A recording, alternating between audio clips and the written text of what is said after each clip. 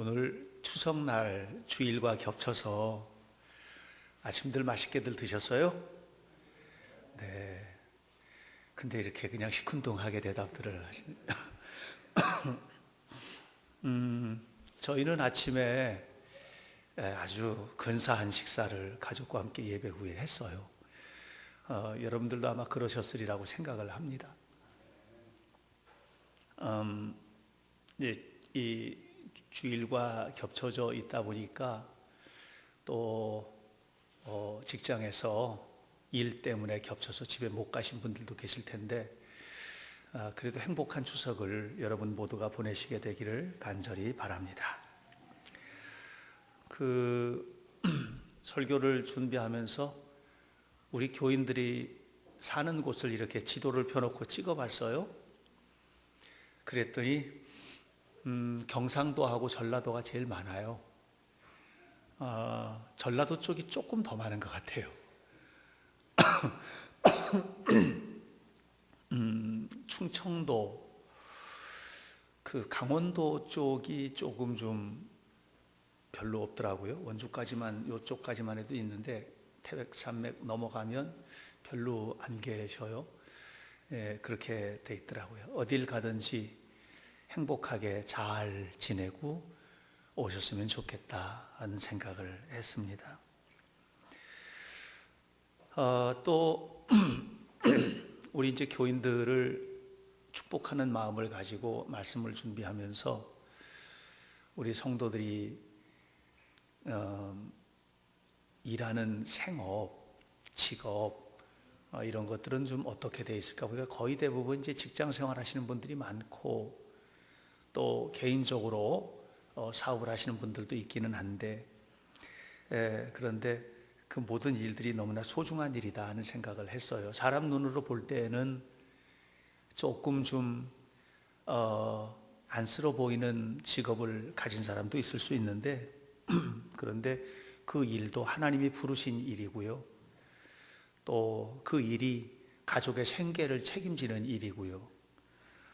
또 동시에 그런 일들을 통해서 세상을 아름답게 해나가는 일들이니까 그것이 곧 축복이 아니겠나. 그래서 우리 성도들 어디에서 사시든 어떤 직업을 가지고 있든 여러분 모두 축복합니다. 모두 다 아름다운 인생을 만들어가게 되기를 주님의 이름으로 축원합니다. 이 축복에 관한 이야기를 이렇게 시작을 한 이유는 신명기를 마무리하면서 모세가 이스라엘 12지파를 축복하는 장면이 오늘 성경에 나와 있거든요. 그리고 이제 34장에서 모세는 죽음을 맞이하게 돼요. 사실 모세가 지금 이스라엘 12지파를 축복하고 있는데 그 축복하고 있는 그곳은 애굽 땅에서 나와서 가나안 땅에 들어가기 전에 방황하고 있을 때예요. 그들이 뭐 변변한 집을 가지고 있는 것도 아니에요. 또 그들이 땅을 차지하고 있는 것도 아니에요. 그들이 가지고 있는 거는 아무것도 사실 없어요. 세상적인 눈으로 볼 때는 없거든요. 그런데 모세는 바로 그런 이스라엘 백성들을 축복하고 있는 것을 보게 됩니다. 바로 모세가 축복하고 있는 축복의 근거는 뭘까? 축복의 근거는 두 가지예요. 하나는 하나님이에요. 하나님이 축복의 근거예요. 하나님이 계시니까, 하나님이 이끌어 주셨으니까. 그리고 또 하나는 그 하나님께서 주신 말씀이에요. 언약인데 이것은 약속이에요. 하나님께서 너희를 이렇게 복 주시겠다 한 약속이거든요. 그러니까 모세는 모세가 대단해서 지금 축복을 하는 게 아니고 모세가 엄청난 능력을 가지고 있어서 축복하는 게 아니고 모세는 바로 하나님과 하나님의 말씀 때문에 그 하나님과 하나님의 말씀에 기대서 그 말씀을 그냥 이스라엘 백성들에게 전해주는 거예요. 전해주는 거예요. 전해주는 통로예요. 축복의 통로로 지금 모세가 사용되고 있는 것을 봐요. 그래서 저는 이 모세가 지금 축복하고 있는 이 축복이 두 가지가 전제돼야 되겠다. 이 두 가지 전제가 이 풍요로운 가을을 맞이하고 또 추석을 맞이하고 있는 우리 성도들의 삶에도 축복의 조건이 되었으면 좋겠다 하는 생각을 갖게 돼요. 그 하나는 뭐냐 하면 관계예요. 관계. 하나님은 엄청난 축복을 가지고 계시고 그것을 주시는 분인데 어떤 사람에게 주느냐 하면 하나님의 백성에게 주겠다는 거예요. 다시 말하면 하나님과 관계 맺고 있는 그들에게 주겠다는 거예요. 오늘 아침에 정말 오래간만에 수년 만에 추석 아침에 이제 한국에 살고 있는 그 우리 가족들은 다 함께 모였어요. 뉴질랜드에 있는 셋째 동생 그 가족만 못 모이고 다 모였어요. 사실 뭐 명절이 되면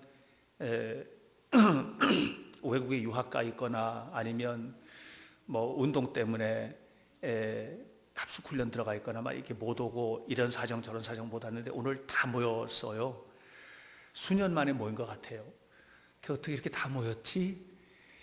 참 좋다, 행복하다 하는 그런 생각을 했어요. 또 제 조카 며느리가 아기를 가졌는데 그 아기도 함께 모였어요. 어떻게 모였냐면 사진을 찍어 왔더라고요. 동영상으로 별거 다 봤어요. 저 오늘 태어나서 처음 봤어요. 그 초음파로다가 엄마의 자궁 안에서 아기가 노는 거를 그걸 다 찍어서 주네요. 애가 뭐 발도 차고 손도 흔들고 뭐 내가 속으로 할렐루야 하니까 손을 이렇게 흔드는 것 같고 뭐 그런데 하여튼 그 함께 모였어요. 굉장히 기뻤어요. 그 사람들이 다 어떤 사람이냐 하면 가족이라는 관계 맺음 속에 있는 사람들이에요. 이 가족이라는 관계 맺음 속에 있는 사람들이 함께 모인 거예요. 이 관계라는 게 굉장히 중요해요. 프랑스의 그 유신론적 실존주의자, 뭐 종교적 실존주의자 이렇게도 이제 분류하기도 하는데 가브리엘 마르셀이라는 철학자가 있어요. 그 철학자가 쓴 그 책 중에서 그 인간과 구원의 형이상학이라는 그런 책이 있어요. 이제 그 책에서 내용이 이런 내용이 있어요. 어떤 내용이냐면 어떤 한 사람이 외국에 유학을 갔단 말이에요. 유학을 갔어요. 먼 나라에 유학을 갔어요. 미국을 갔든 뭐 독일을 갔든 영국을 갔든 유학을 갔어요. 거기서 공부를 하고 박사학위까지 받는데 되게 오래 걸리거든요. 한 10년 정도 걸려요. 그렇게 오랜 세월을 끝나야 뭐 석사 과정 지나고 박사하고 뭐 이렇게 이제 지나서 오게 돼요. 더 걸리는 사람들도 있고요. 그런데 그게 다 끝나서 박사학위를 받으면 거기서 뭐 정착을 해가지고 선진 사회에서 살 수도 있을 텐데 지구상에 이 우리 손톱만큼도 안 되는 대한민국 땅에 이천에 이 조그만 땅덩어리에 그 좀 속된 말로 하면 콧구멍만한 집에 다시 돌아와요. 다시 돌아온단 말이에요. 예? 그리고서 그곳에 와서 행복하다 이렇게 느끼거든요. 그게 뭐예요? 관계입니다. 가족이라는 관계입니다. 여러분 아무리 힘들고 어렵고 고통스러워도 집에 돌아와서 평안하게 안식할 수 있는 사람은 힘들지 않아요. 이겨낼 수 있어요.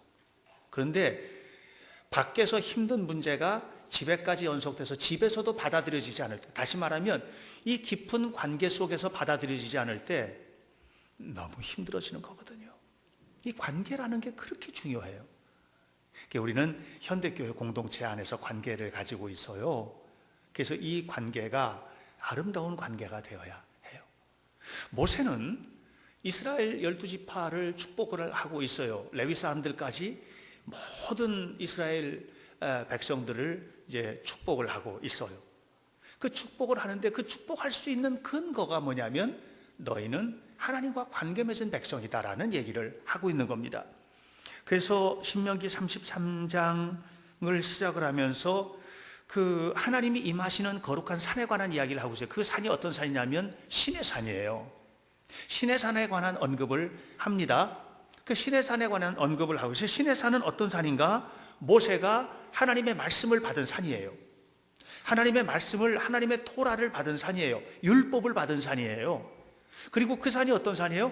그 말씀 앞에서 응답하는 이스라엘 백성과 하나님 사이에 언약의 백성의 관계가 맺어진, 다시 말하면 나는 너희 하나님이고 너희는 내 백성이다, 나는 너희 아버지고 너희는 내 자식이다, 이런 관계가 맺어진 바로 그 산이 어떤 산이냐면 시내산이거든요.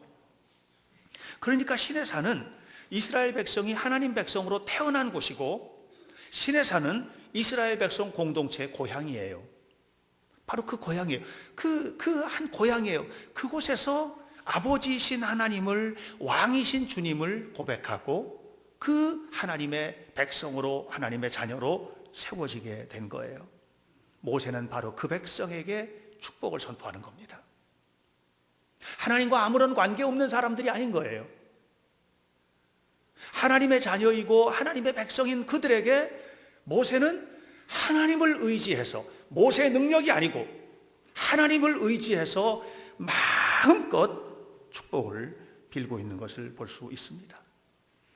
우리도 다 태어난 곳이 있잖아요. 고향이 있잖아요. 고향에 가셨죠? 그래서 다들 많이들 가셨어요. 오늘은 성가대도 못 앉고 관현악단도 없고, 예, 다들 갔거든요. 다들 이렇게 갔어요. 어디 갔어요? 고향으로 갔어요. 그 고향은 어떤 거예요? 내 생명의 근거가 있는 곳이에요.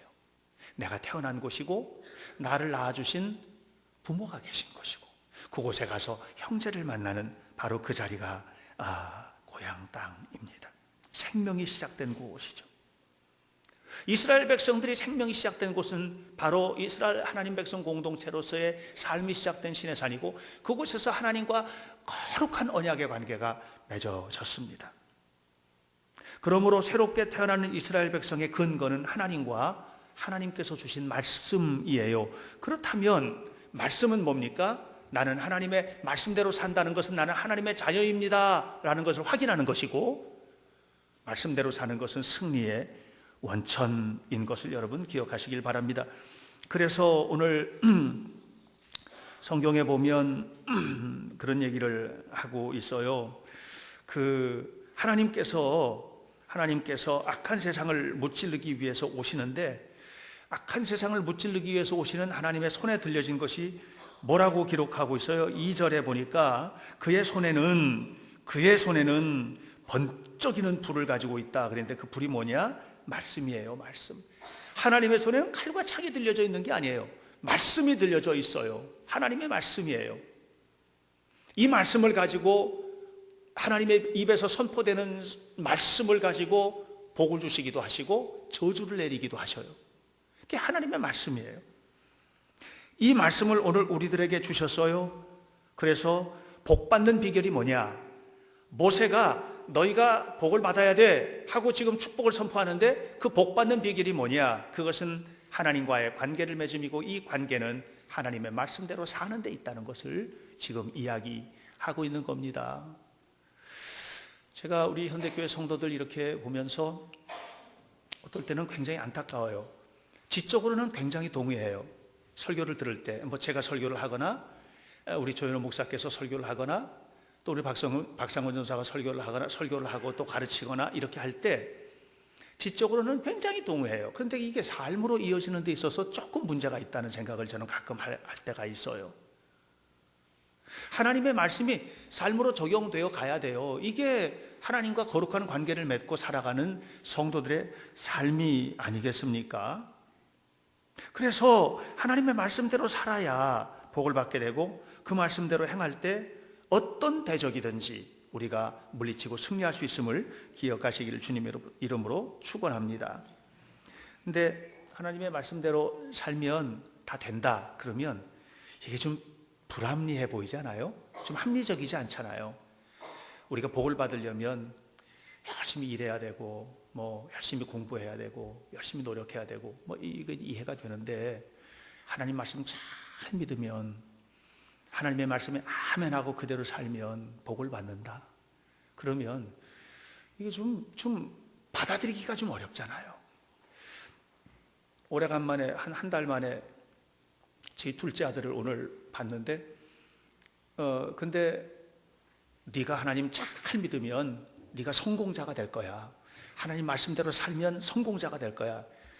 이제 집에 오면 맨날 그런 얘기를 듣는단 말이에요. 그러면 이제 돌아가면서 과연 그게 합리적인가 하고 생각하지 않을까 하는 생각을 제가 해요. 자, 네가 성공자가 되려면 수영할 때 스케줄을 어떻게 짜서 어떻게 과학적인 수영을 하고 뭘 어떻게 하고 이건 이렇게 수영을 하고 수영 영법은 어떻게 하고 뭐 이렇게 해야 되는 거 아닌가, 이렇게 생각할 수 있지 않습니까? 근데 성경은 전혀 다른 이야기를 하고 있는 거예요. 말씀대로 살면 복을 주겠다는 거예요.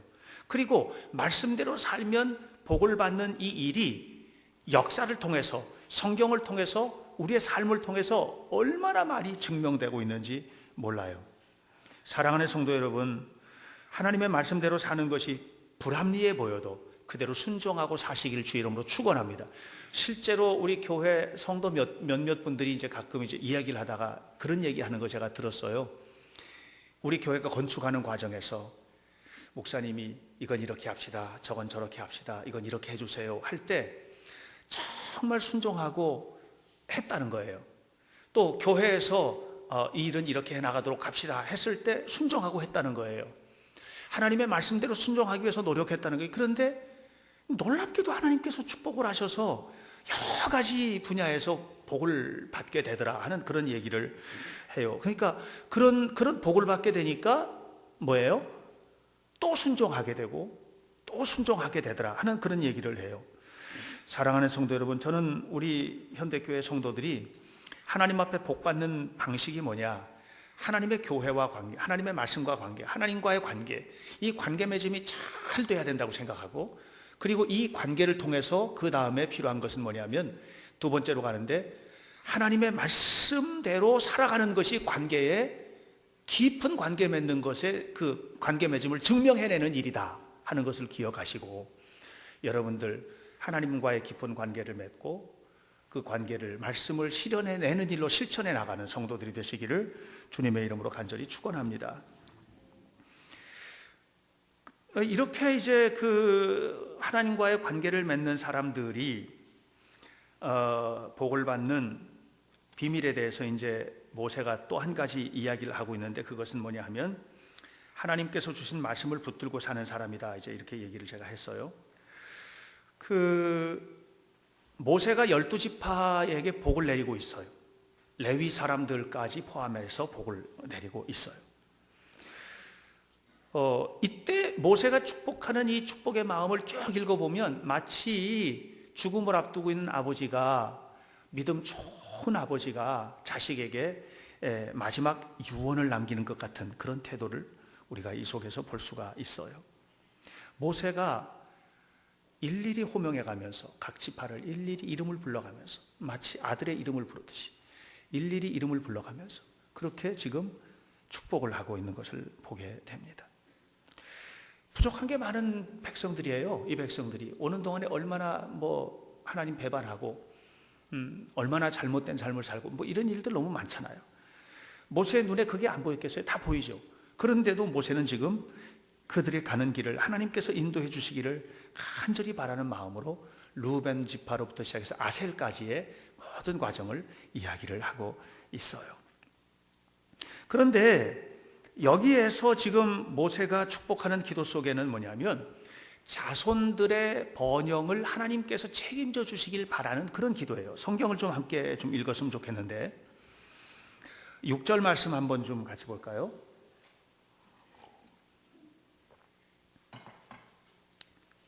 33장 6절입니다. 다 같이 시작. 루벤은 죽지 아니하고 살기를 원하며 그 사람 수가 적지 아니하기를 원하나이다. 이 얘기는 뭐냐 하면 루벤 지파는 절대로 망하지 않고 번성하게 해주세요. 이런 기도거든요. 자, 7절 봐요. 7절 말씀이에요. 유다에 대한 축복이에요. 다 같이 시작. 유다에 대한 축복은 이러하니라. 일러스되 여호와여 유다의 음성을 들으시고 그의 백성에게로 인도하시오며 그의 손으로 자기를 위하여 싸우게 하시고 주께서 도우사 그가 그 대적을 치게 하시기를 원하나이다 그랬어요. 이 얘기 요약하면 무슨 얘기냐면 유다가 살려달라고 부르짖을 때 하나님 빨리 와서 살려주세요, 그 얘기예요. 9절부터 10절까지 레위에 관한 이야기 하는데, 이 레위 사람들에 관해서 축복을 하면서 이스라엘 백성들을 통틀어서 이렇게 얘기하는 겁니다. 하나님, 이 사람들은 그들의 힘이 칼과 폭력에 있는 것이 아니고 하나님의 말씀을 가르치고 그 말씀대로 행하고 예배하는 데서 힘이 나오게 해주세요. 이런 얘기하고 있는 거예요. 요셉에 관한 축복이 13절로 16절까지 쭉 나오는데, 여기서 요셉이 누리는 모든 물질, 우리가 모든 물질의 축복을 누릴 때 이 모든 물질적인 축복이 하나님께서로부터 온 것임을 한시도 잊지 말게 해주세요. 이런 얘기를 지금 하고 있는 거거든요. 모세가 지금 축복 기도를 하면서 하고 있는 내용은, 핵심은 무슨 얘기냐 하면, 이 핵심은 우리가 이 세상을 살면서 누리고 있는 모든 것들이 하나님의 은총임을 절대로 잊지 말게 해주세요. 그 얘기를 지금 하고 있는 겁니다.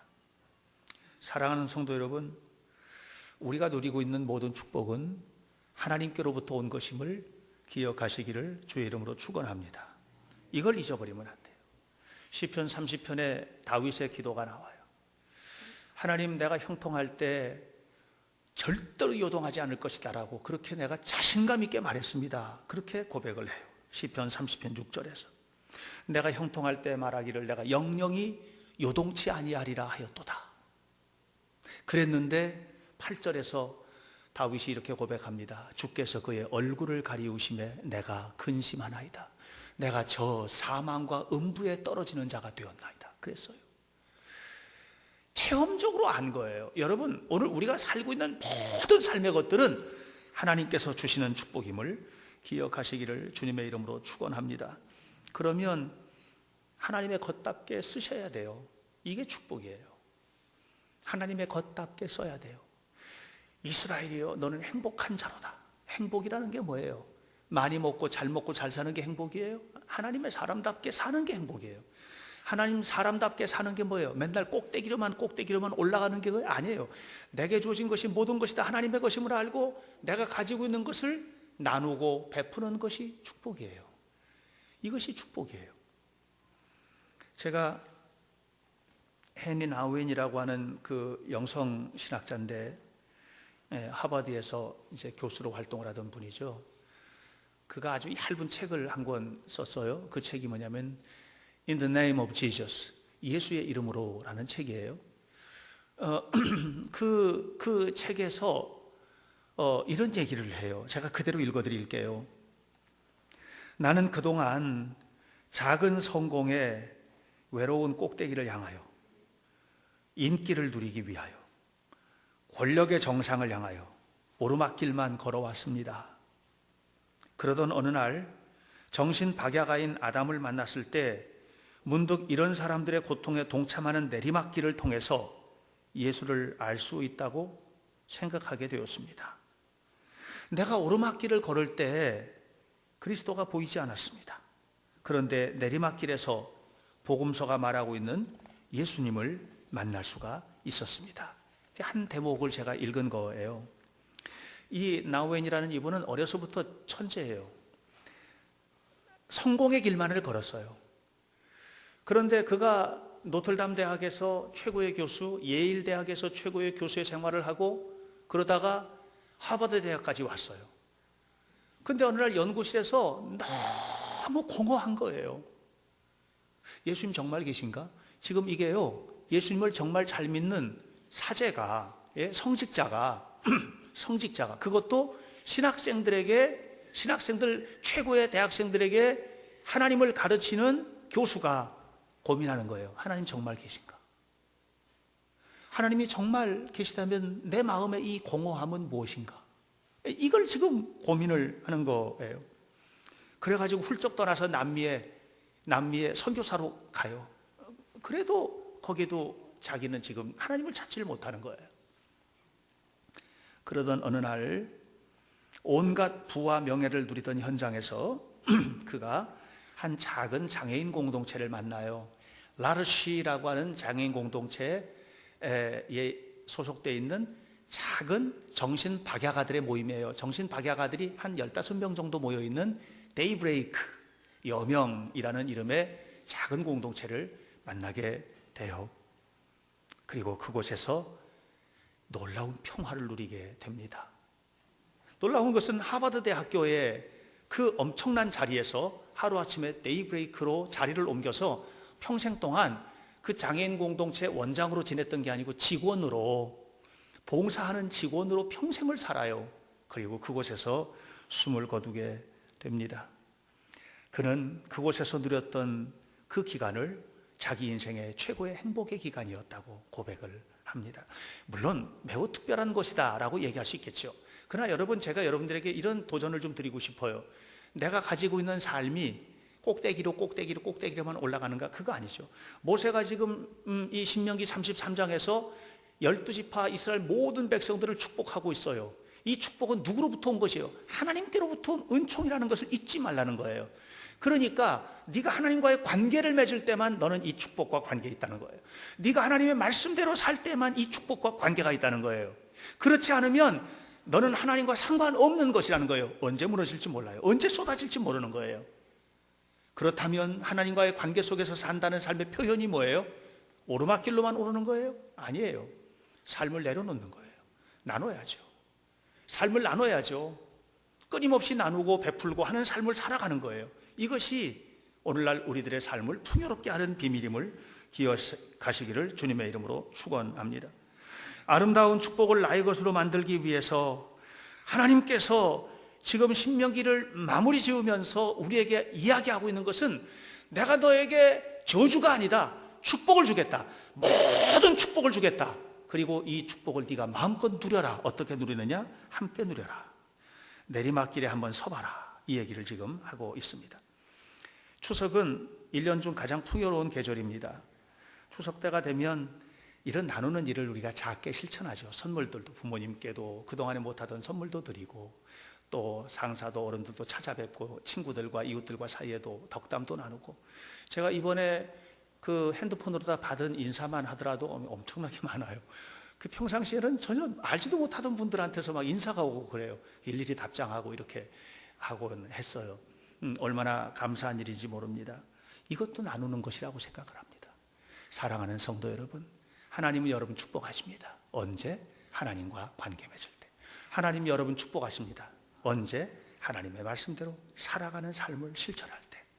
하나님은 여러분을 축복하십니다. 그래서 은총을 베풀어 주십니다. 그 은총이 어떻게 표현돼야 할까요?